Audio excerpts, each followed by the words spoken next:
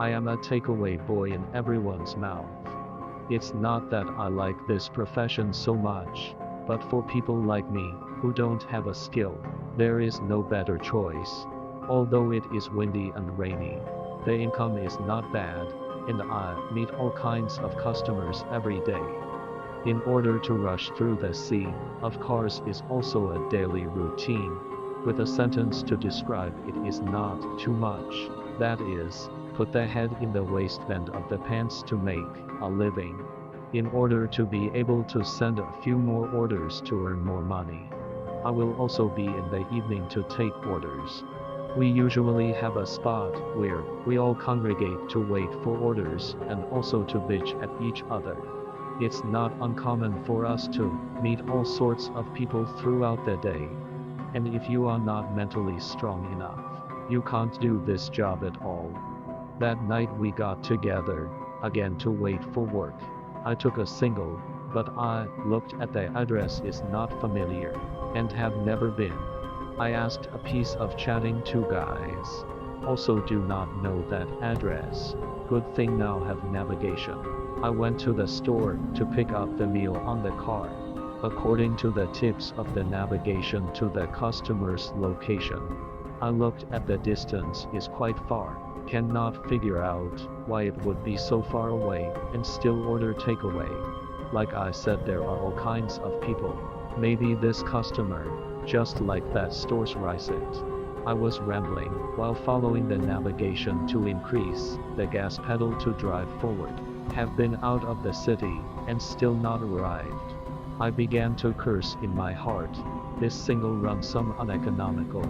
Looking at the roadside scenery is more and more desolate. Coupled with cannot see people, I cannot help but begin to harry.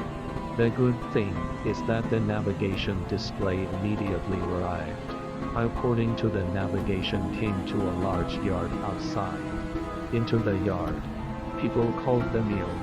I opened the flashlight on the phone, pushed open the iron door of the black lights, cannot see where, and said that maybe it is the yard of what people called the meal. Waiting to enter the yard inside, I was even more puzzled. The yard even a light or not. There is no building. However, the cell phone positioning shows that I am getting closer to my destination. When I turned a corner, glanced to the side, just a glance scared me not. The location of the cell phone navigation location is actually a cemetery. In front of my eyes are densely packed with graves. I'm delivering food to the dead. So I dropped my takeout and ran. I ran out of the cemetery, got on my motorcycle, twisted the throttle to the end, and drove all the way back home. I was so sick from the shock that I stayed in bed for 2 to 3 days. During the time I was in bed, I thought about changing jobs, but after thinking about it, I gave up on the idea.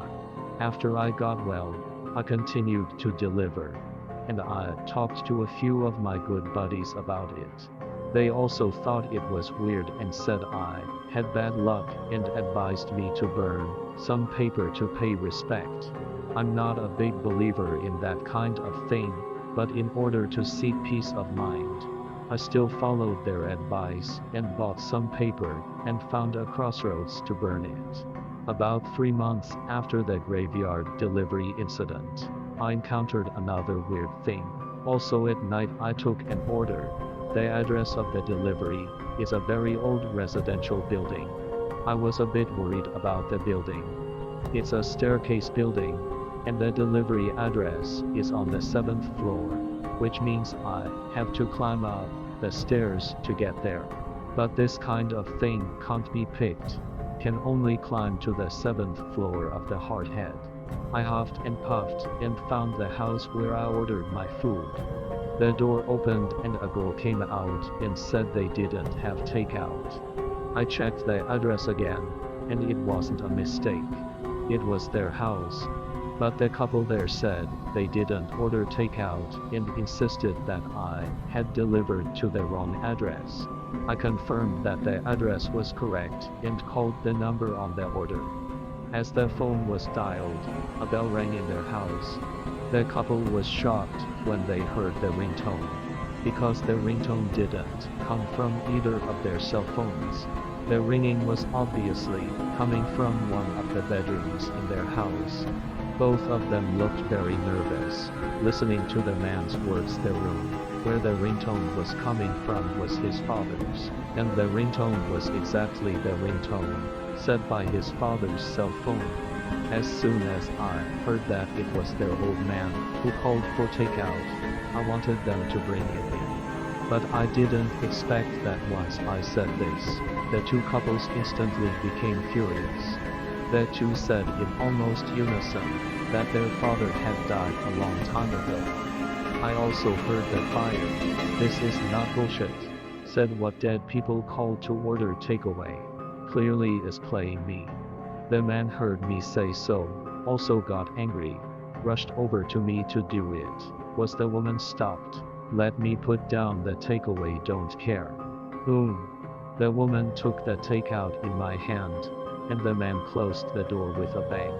I didn't think they were playing tricks on me. So I stood in the doorway and froze for half a day, and I could hear them talking in their room.